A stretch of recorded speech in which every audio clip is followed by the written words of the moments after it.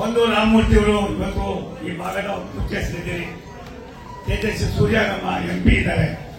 ನಾನು ತುಮಕೂರಿನ ಲೋಕಸಭಾ ಕ್ಷೇತ್ರದ ಮಾಜನತೆಗೆ ಕೇವಲ 33 ದಿವಸದಲ್ಲಿ ನಾವು ಮುಕ್ತಿ 1,75,630 ಮತಗಳ ಅಂತರದಲ್ಲಿ ಗೆಲ್ಲಿಸ್ತಾರೆ ಅಂದ್ರೆ ಅವರ ಪಾದಗಳಿಗೆ ನಾನು ನನಗೆ ದಯವಿಟ್ಟು ಅಲ್ಲಿಂದ ಮಠಕ್ಕೆ ಹೋಗಿ ಮಠದಿಂದ ಒಂದು ಕಡೆ ಬತ್ತಿನ ತಕ್ಷಣ 25-26 ಕಡೆ ಮಾಡಿ 11 ಗಂಟೆಗೆ ನಾನು ಮಾದಾರ ಚೆನ್ನಯ್ಯ ಮಹಾಸ್ವಾಮಿಗಳವರು, ಅದಾದ್ರೆ ಗೋವಿ ಗುರುಪೀಠದ ಒಂದು ದೊಡ್ಡ ಕಾರ್ಯಕ್ರಮ, ಅದಾದ್ಮೇಲೆ ಚಿತ್ರದುರ್ಗದಲ್ಲಿ ಎಲ್ಲಾ ಸಮಾಜದವರು ಸಭೆಗಳನ್ನ ಮಾಡಿದ್ದಾರೆ, ಧರ್ಮಾನವನ್ನು ಮಾಡ್ತಾ ಇದ್ದಾರೆ.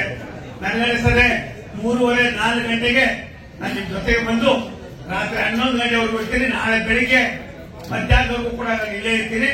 ನಾಳೆ ಮಧ್ಯಾಹ್ನ ಆದ್ಮೇಲೆ ದೇಣಿಗೆ ಹೋಗ್ತೀನಿ. ನಾಳೆದಿಂದ ಅಧಿವೇಶನ ಇರೋದ್ರಿಂದ ನಮ್ಮ ಪಾದಗಳಿಗೆ ನಮಸ್ಕಾರ ಮಾಡ್ತೀನಿ. ಯಾರು ದೊಡ್ಡವರಲ್ಲ, ನಮ್ಗಿಂತ ದೊಡ್ಡದು ಪಕ್ಷ, ಪಕ್ಷಕ್ಕಿಂತ ದೊಡ್ಡದು ದೇಶ. ಆ ಭಾವನೆಯಲ್ಲಿ ಇವತ್ತು ಸನ್ಮಾನ್ಯ ನರೇಂದ್ರ ಮೋದಿ ಅವರು ಈ ದೇಶಕ್ಕೆ ಒಂದು ಹೊಸ ಸಂದೇಶವನ್ನು ಕೊಡ್ತಾ ಇದ್ದಾರೆ.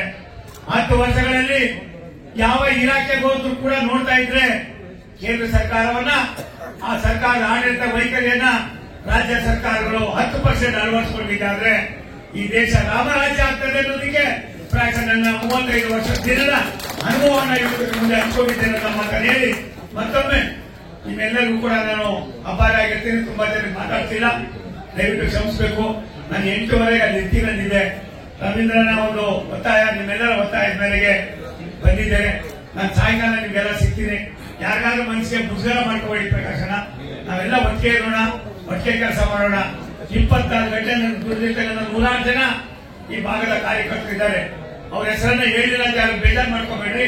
ಒಂದು ಸತ್ಯ, ಒಬ್ಬ ಸೋಮಣ್ಣ ಇಷ್ಟೆಲ್ಲ ಆಗ್ಬೇಕಾದ ಕಾರಣ ಮೊದಲನೇದು ವಿಜಯನಗರ, ಎರಡನೇದು ಬಿನ್ನಿಪೇಟೆ, ಮೂರನೇದು ನಾಲ್ಕನೇದು ಇದಕ್ಕೋಸ್ಕರವಾಗಿ ನಮ್ಮ ಆದ್ಯತೆ ಸಕಾರ ಶಾಶ್ವತವಾಗಿ ನಿಮ್ ಜೊತೆಲಿರ್ತದೆ ಅನ್ನೋ ಮಾತನ್ನು ಹೇಳಿ ನಿಮ್ಮೆಲ್ಲರಿಗೂ ಮತ್ತೊಮ್ಮೆ ನಾನು ತುಂಬ ಹೃದಯದ ಧನ್ಯವಾದಗಳು ಸಮರ್ಪಣೆ ಮಾಡಿ ದಯವಿಟ್ಟು ನಿಮ್ಮ ಪಾದಗಳಿಗೆ ನಮಸ್ಕಾರ ಮಾಡ್ತೀನಿ. ನಾನು ಸ್ವಲ್ಪ